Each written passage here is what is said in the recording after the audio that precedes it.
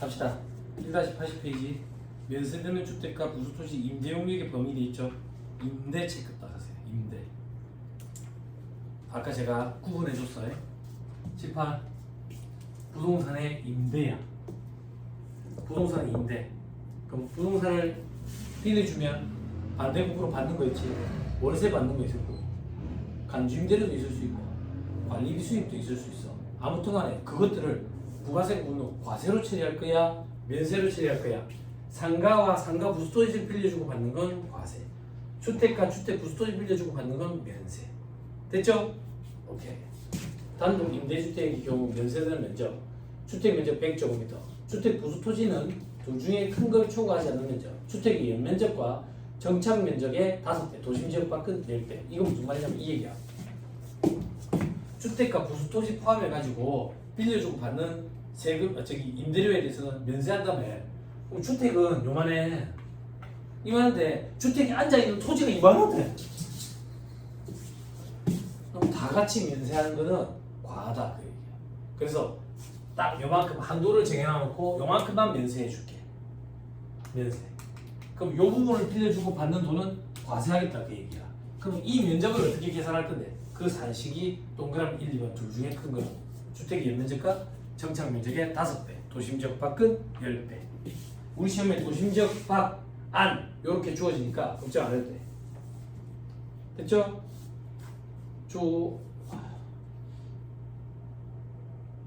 이름이 어떻게 썼죠? 수진. 그지? 어렵다고 거짓말이야. 안 어렵지? 그러니까 시험에 안 나오는 거야. 시험에 나오는 건 과로 이번에 경영주택이 나온다고. 경영주택은 뭔데? 주택과 상가가 같이 있는 거야. 그 임대료를 받았대. 그럼 안분을 해야지. 그지? 자, 어떻게 구분을 할 건데? 밑에 표를 봐. 주택 면적이 상가보다 큰 경우, 밑에는 주택 면적이 상가보다 작거나 같은 경우. 같은 경우에 어디 달려있어? 같은 경우는 밑에 달려있다고 해. 됐죠? 주택이 상가보다 큰 경우는 전부 다 주택으로 가고요. 상가는 없는 걸 못하고. 됐죠? 주택이 상가보다 작거나 같은 경우에는 주택만 주택으로 가. 그럼 상가는 상가로 가고. 됐죠? 부수토지는 주택의 연면적과 정착면적 5배, 10배 둘 중에 큰 거. 근데 한도가 있어. 한도. 총 토지를 건물 중에 주택 면적으로 안 분한 거. 요만큼이 주택 부수토지야. 나머지는 상가 부수토지로 봐가지고 과세하겠다고. 자, 연습해보자. 다음 페이지 사례. 총 4개가 있죠.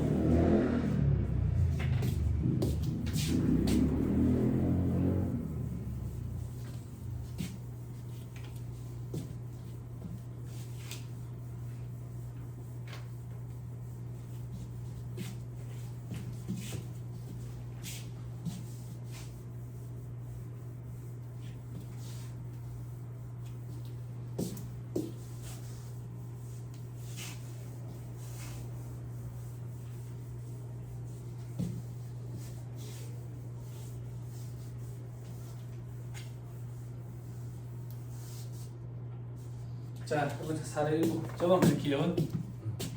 자, 주택과 상가가 있다. 자, 주택이 60제곱미터,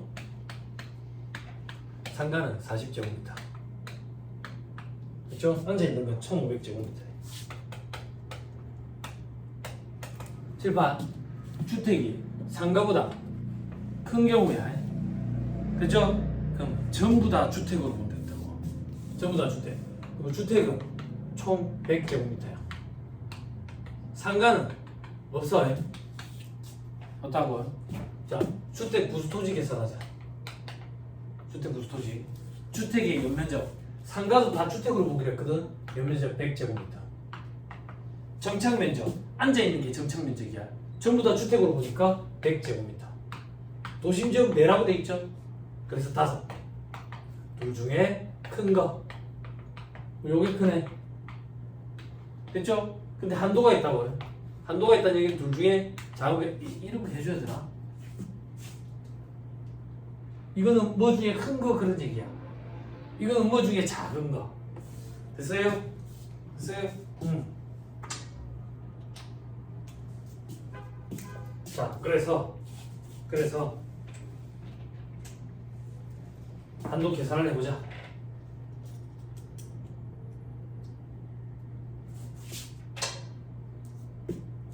자, 한도 계산을 해보자. 자, 총 토지는 1500제곱미터야. 안 분해야지. 건물 총 100제곱미터거든. 그 중에 주택이 얼마인데? 100이라고. 다 주택 100이야. 됐죠? 그럼 둘 중에 작은 건 500제곱미터. 주택 부수 토지는 500제곱미터. 나머지는 상가 부수 토지라고. 총 1000제곱미터. 그럼 세무사님 시험에 어떻게 나옵니까? 여기까지가 반한 거야. 시험에는 이렇게 나와. 주택과 상가를 빌려주고 월세, 간주임대료, 관리비 수입이 얼마 있다. 그때 부가세 과표에 들어갈 금액을 계산하셔야 된다고. 부가세 과표에 들어가는 금액은 과세되는 금액만 들어가. 그러면 월세, 간주임대료, 관리비 수입을 일단 계산을 해가지고 합산을 해. 그 총 합계는 이걸 빌려줬기 때문에 받는 돈이라고. 그 중에 과세되는 부분만 안분해야 돼. 그 안분을 어떻게 할 건데? 건물과 토지 분으로 일단 안분을 해. 안분을 해놓고 건물 중에 주택과 상가, 토지 중에 주택 부수 토지, 상가 부수 토지로 안분해가지고 과표에 들어갈 금액을 뽑아내. 그렇게 하면 한 문제 맞출 수 있는 거예요. 그러면 그건 언제 하는데요? 나중에 과세 표준 계산하는 파트에서 해. 지금은 면적 안분 계산까지만 공부한다고. 됐죠? 자, 그 다음 사례 2 50, 53천 50, 53천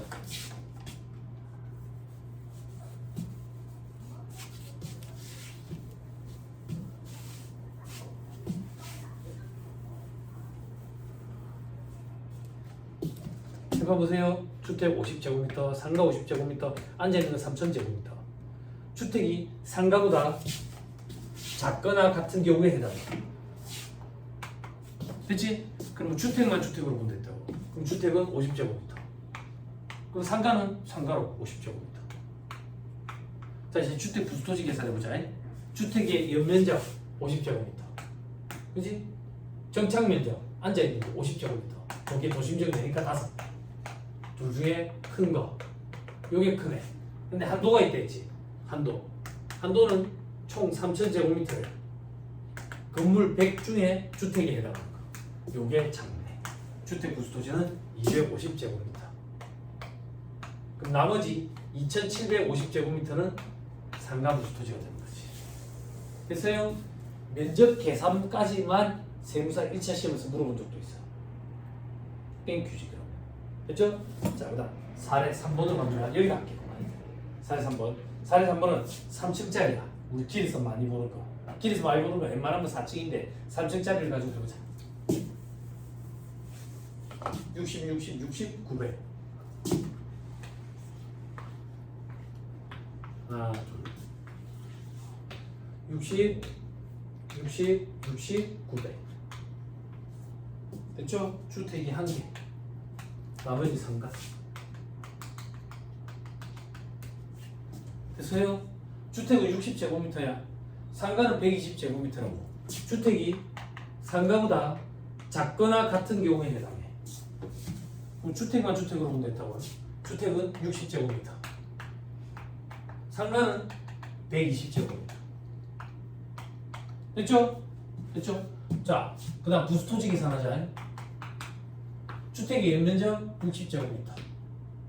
주택의 정착면적. 정착면적은 땅에 붙은 거였지. 주택은 공중에 떠있다고 땅에 안 떠있지. 그치? 요렇게 쪼개야지. 60. 60. 그 중에 1개 주택. 그럼 앉아있는 거 어떻게 계산하면 되는데? 요렇게 계산하면 되지. 60 곱하기 총 180분의 60. 3분의 1. 됐죠? 요거에 도심지역 내니까 5배.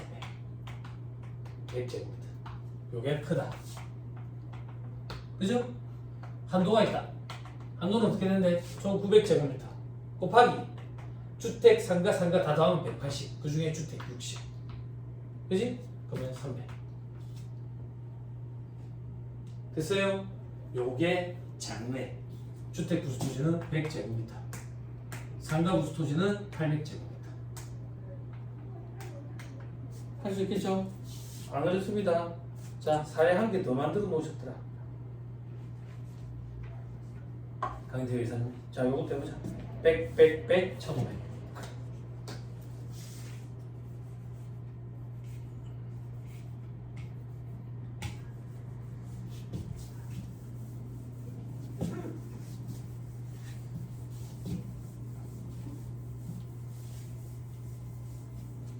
이거 잘 숙지해서 해야 돼. 소득세법, 법인세법에서도 이걸 계산하는데 소득세법, 법인세법 파트에 가면 뭐라고 되어 있냐면 부가가치세법상 면적 안분 계산 기준을 준용한다라고 되어 있다고. 그럼 법인세법, 소득세법은 부가가치세법에 따른 안분 계산 방법을 그대로 쓰겠다 그 얘기야. 그럼 그때 또 강의하느냐? 아니, 중복되는 거 강의 안 해. 제가 강의할 때 이렇게 얘기한다. 부가가치세법에서 공부 이미 했습니다. 이라고 넘어간다. 잘 숙지해놔야 돼. 그쵸? 100, 1500. 100, 1500. 뭐가 달라지는 거야? 주택형이 돼.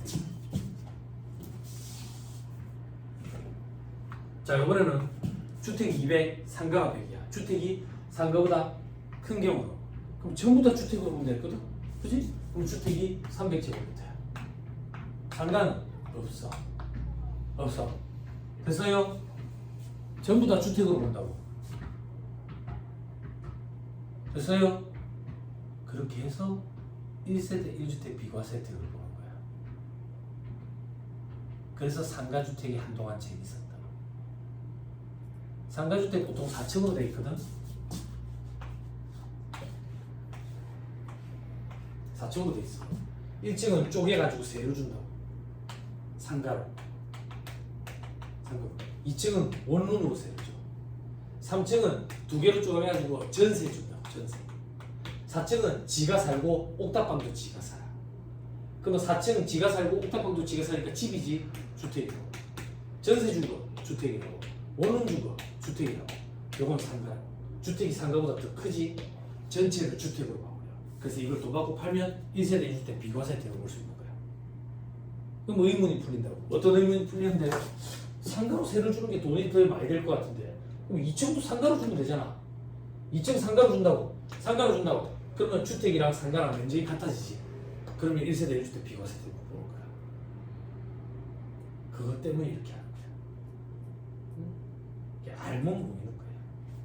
알면. 그래서 한참 상가주택이 재미가 있었다고.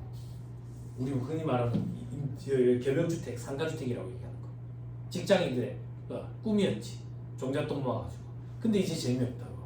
왜 재미없는데? 고가주택에 해당하면 이제 주택만 주택으로 가고요. 그때 고가주택이 얼마인데 12억이 넘으면 주택은 주택, 상가는 상가야. 웬만한 4층짜리 상가주택 괜찮은 거는 12억 다 넘어. 망한 신도시 있지, 정반. 망한 신도시 정반에 가면 상가주택 쓸만한 그 좌왕창 앞에 한 4, 5개 있어. 그거는 16억 정도예요. 나머지는 9억에서 11억 사이야. 별로 거래 안 돼. 재미없어. 한참 재밌었지. 1세대 1주택 비과세 혜택.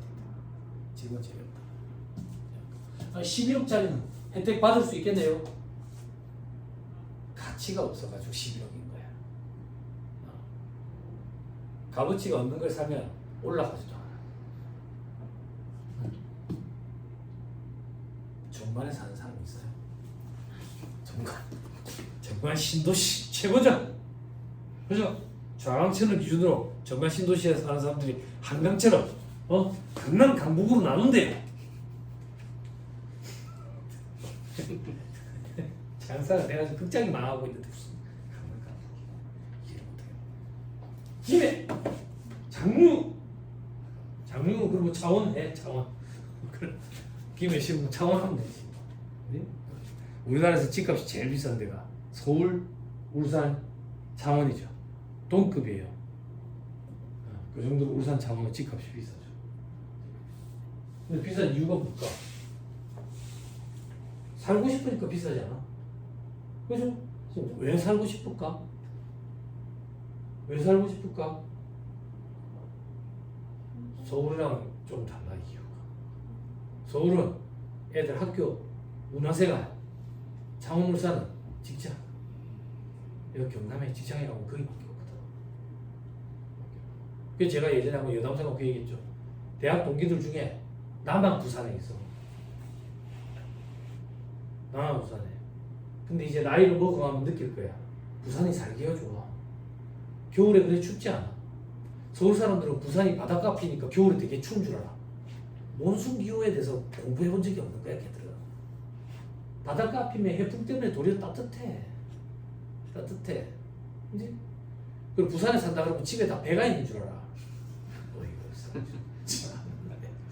서울처럼 부산에 한 번씩 놀러 오면 이거 돔이다 이러면서 광어 한 접시 썰어주고 막 좋아가지고 너무 맛있다고 돔이 너무 맛있다고. 왜 거짓말 하는데? 그것들한테는 돔을 썰어주나 광어를 썰어주나 몰라요. 돈 아깝다고 2만 원짜리 광어 썰어주면 돼. 마도 7, 8만 원짜리 참돔을 썰어줘. 썰어주면서 이거 참돔이다 이러면 참돔이라서 너무 맛있다 이러는 거지. 술은 부산에 왔는데 시원한 거 먹어야지 이렇게. 싸구려 시원하게 사주는 거지. 그리고 다음에 또 올게 막 이런다고. 좋아해 사가지고. 살아보면 부산이 참. 여름에 그래 더워. 부산이 엄청 덥다는 건다고. 데프리카 가봤어? 그런 게 더운 거야. 데프리카가. 그지? 바다 바람 때문에 시원하다고. 안 그래?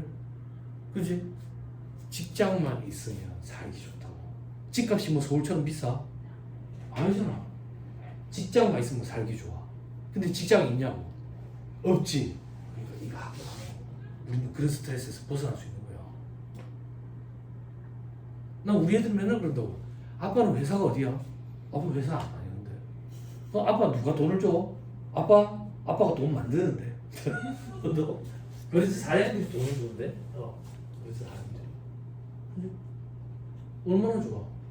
애들이 밖에 나가서 놀려고 안 그래. 집에 있고 싶어 해. 학교도 안 가고 싶어 해. 왜 그런지 알아? 부모가 집에 있으면 애들을 어디 안 가고 싶어 해. 집에 있어. 그리고 애들이 심적으로 엄청 안정감을 느낀다. 내가 이 직업을 갖고 있으니까 그게 가능한 거야. 그런 게 나중에 보일 거라고. 나이가 뭐. 지금 아직 모르니까. 그러니까. 그래서 학교하고 나면 이 자격증의 메리트가 어떤 것들이 있는지 더 많이 보여. 지금 그런 걸 얘기해 줘봐야 공감을 못한다고. 공감. 내가 얘기했잖아. 애 둘 와이프가 나올 때까지 한 번도 빠짐없이 병원에 같이 다녔다고. 그런 게 엄청나게 큰 메리트다. 부산에서 살 수 있어요. 직장이 없대. 내가 무슨 상관인데. 그지? 그런 게 메리트야. 직장 구해서 서울에 산다 생각해봐. 서울에 집 살 수 있겠어요? 안 그래? 전세는 살 수 있겠어요? 서울 근교로 나가야 된다고. 그럼 출퇴근 지옥이야. 응?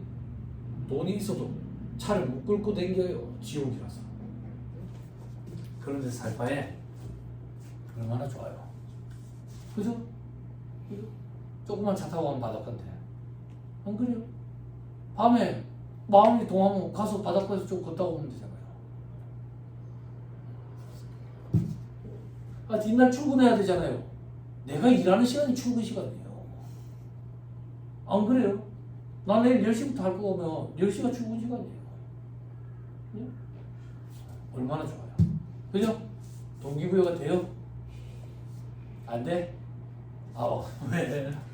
반응이 그래. 엄마 많이 힘들어. 엄마 많이 힘들어. 바쁘셔?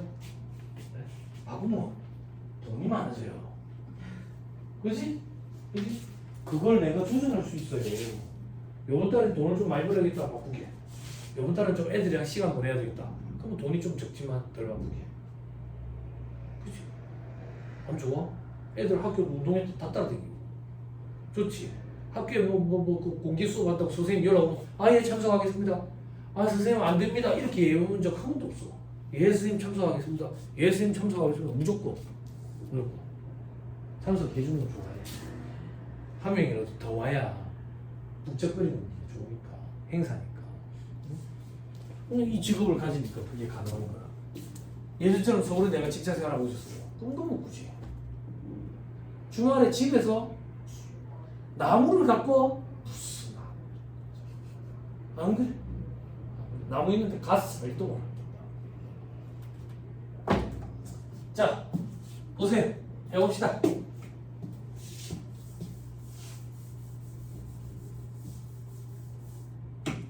자, 이제 주택 부수토지 계산해보자. 그죠? 주택이 연면적 100제곱미터 사용하는 게 연면적이라고 생각하면 돼. 200제곱미터. 그죠? 그리고 정착 면적의 5배. 정착 면적은 땅에 붙인 거. 하나, 둘, 셋이니까 이렇게 하나, 둘, 셋. 한 개, 두 개가 주택 정착 면적이야. 됐죠? 그죠? 그럼 100 곱하기 300분의 200. 됐나요? 맞나? 아, 이제 놓쳤다. 다시 놓쳤다. 전체를 다 주택으로 보기로 했지. 주택이 상가보다 크니까 맥이 끊기면 안 돼. 전체를 다 주택으로 보기로 했으니까 주택이 연면적 300, 전체 면적 300분의 300. 됐죠? 됐죠? 근데 한도가 있대. 한도 어떻게? 1500 곱하기 전체 300분의 주택 300. 됐죠? 그럼 요게 작네. 500제곱미터. 나머지 1000제곱미터는 상가 부수토지. 됐나요? 됐어요? 혹시 이렇게 생각하는 사람도 있나? 세무사님 상가가 없는데 상가 부수토지가 웬 말이에요? 이렇게 생각할 수도 있거든. 상가 부수토지라는 표현은 이렇게 생각하면 돼. 과세되는 토지의 임대. 부동산 임대용역은 원래 과세가 원칙이라 했잖아. 주택 부수토지만 면세라 했잖아. 그래서 주택 부수토지 500이 면세고 나머지는 과세되는 토지 면적. 이렇게 생각하면 돼. 그럼 이해가 됐지? 상가가 없는데 어떻게 상가 부수토지가 있습니까? 이렇게 주장하는 애들도 있거든. 과세되는 토지의 면적이라고 생각하면 돼. 과세되는 건물의 면적. 됐죠? 오케이.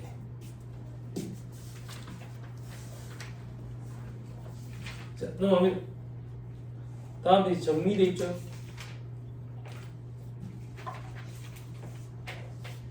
참고사항 봐봐. 이거 내가 원래 특별반 때는 같이 안 보거든. 왜? 배운 게 있어야 정리를 하지. 그지? 정리할 단계가 아니지. 근데 방금 잠깐 얘기했기 때문에 잠깐만 보면 하나, 둘, 세 번째 칸에 양도소득세 있죠. 그때 이걸 보니까 비과세되는 1세대 1주택 판단할 때 오른쪽에 처리 방법 봐봐. 방금 우리가 공부했던 거라고. 됐죠? 근데 저 밑에 별 표시가 봐. 다만 고가 겸용주택의 경우에는 다 주택만 주택으로 보고 상가는 상가로 본대. 전부 다 주택으로 보는 규정 이런 거 적용 안 하겠다 그 얘기야. 됐어요? 그럼 얼마나 고가여야 하는데 실지 거래가액이 12억 원을 초과하는 거 얘기하는 거예요. 실지 거래가액이 12억 원을 초과하는 거. 그걸 고가주택이라고 그랬던 거지. 이게 좀 그렇지. 시대 상황과 좀 떨어지지. 서울 같은 경우에 12억짜리 고가주택이라 안 하거든. 강남은 50억, 60억씩 하거든. 근데 그 아파트들이 곧 쓰러질 것 같이 생겼어. 오래돼가지고. 근데 50억, 60억씩 한다고. 70년대 아파트라고. 근데 여기 지방에서 12억, 13억이라고 하면 해운대야 이러지. 그지? 여기가 부산에서 저기 지리적으로 가장 가운데라고. 이 연산동이나 시청 쪽이. 그래서 시청이 있는 거야. 요 옆에 아파트들 6억 5천에서 7억 한대요. 매매 가격이. 그러니까 12억, 13억이면 비싼 아파트지 부산에서는. 해운대 말고는 잘 없지. 그럼 해운대는 얼마인데요? 해운대에 12억, 13억짜리 아파트도 좀 찾아보기 힘들지. 뭐 25억, 40억, LCT 이런 건 40억, 70억 뭐 이래야지. 몇 평인데요? 의미 없지. 그냥 70억. 그냥 40억. 예, 저희 와이프가 지인이 거기 살고 계셔가지고 집에 초대를 받아서 갔는데 복도가 쫙 있대. 복도가 쫙 있고 쫙 안에 가면 애들이랑 이제 남편이랑 안방이랑 있고 여기 이제 게스트룸이 있대. 여기서 밤새도록 논대. 그래도 저 안까지 소리가 안 들린대. 소리가 안 들린대. 얼마나 넓고 그렇겠어. 그치? 응. 모르겠어. 저희 집도 작은 집이 아닌데 와이프가 갔다 오더니 크더라고. 그러더라고. 자, 그 다음 면세 포기. 마지막이야. 오늘 요거 하고 집에 갑시다. 면세 포기의 취지는 누적 효과를 제거하기 위한 취지다. 누적 효과는 무슨 말입니까? 참고 삼아 기본서에 보면 기본서 페이지 한 번만 적어주세요. 제가 이런 거 강의할 건 아니고 이런 거 이제 대학에서 강의하는 건데 연세 파트다.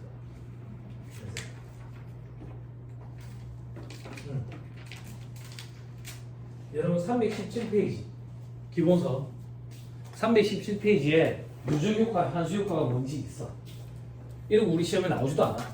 왜 안 나오는데? 다 안다고 보기잖아. 이런 거 개인적으로 좀 한번 봐봐요. 개별적으로. 됐죠? 그럼 다시 돌아올게. 면세 포기 절차는 이런 누적 효과, 환수 효과를 제거하기 위한 취지다.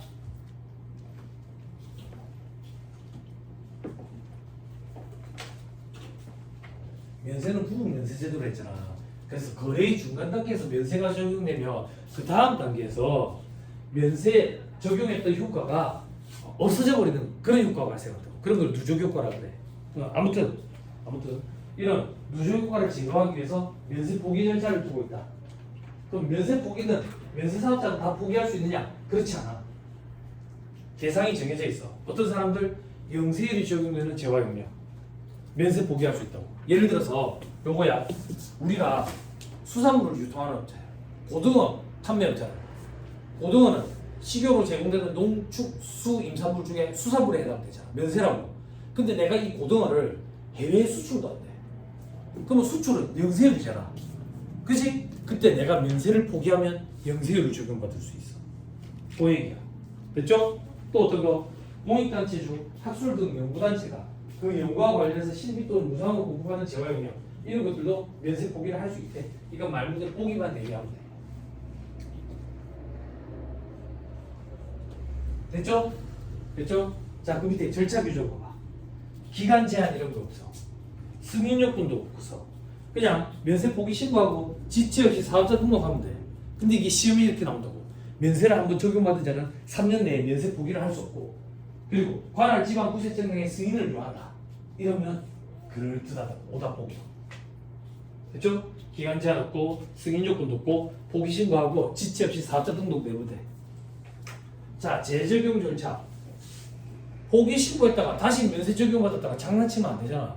그래서 포기 신고로부터 3년간은 다시 면제를 받지 못해. 이게 시험에 여러 번 나왔어. 오답 포기로. 어떻게 오답 포기로 나왔는데요? 봐봐.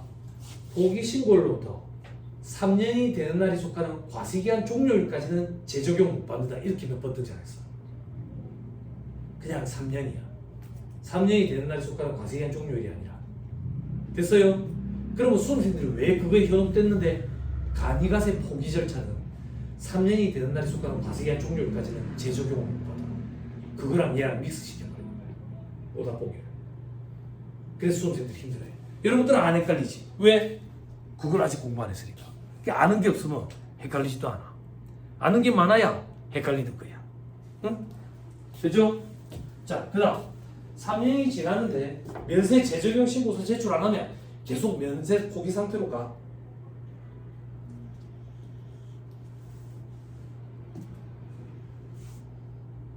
됐죠?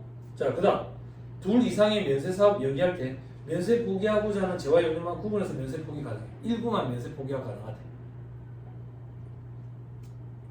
이런 건 다 말문제 포기를 구성하는 거예요. 됐죠? 자, 그 다음 영세율 적용 대상이 되는 것만 면세 포기한 사업자가 면세되는 재화 용량을 국내에 공급하면 면세 포기 효력이 없다. 됐어요? 자, 이게 무슨 말인데 봐봐. 나는 아까 그 고등어 판매업자야. 고등어 유통하는 사람인데 100%다 수출만 해.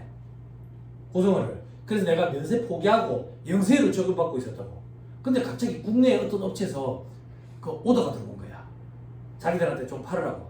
근데 어떨까 할까 고민하다가 국내에 있는 업체한테 팔았어. 그럼 수출이야? 아니지. 그때는 면세다 그 얘기야. 원래 원칙이 면세니까. 그걸 뭐라고 표현하고 있는데 면세 포기의 효력이 없다라고 표현하고 있는 거야. 그럼 면세 포기 효력은 언제부터 발생하는데 면세 포기 신고하고 사업자 등록을 한 이후 거래부터는 영세율을 적용받게 되는 거지. 그렇죠? 자, 그 밑에 누적의 효과, 환수 효과를 제거하기 위한 부가세법상 제도 그 중에 우리는 첫 번째 멸세 포기에 대해서 공부했다. 앞으로 의제매입세 공제 이런 것도 공부하게 될 거고 간이가세 포기도 공부하게 될 거다. 됐죠? 오늘 이 정도 하시죠. 다음 시간에 오시면 세형계산서와 영수증 여기서부터 살펴볼게요. 강의 듣느라 고생 많으셨습니다. 수고하셨습니다. 감사합니다.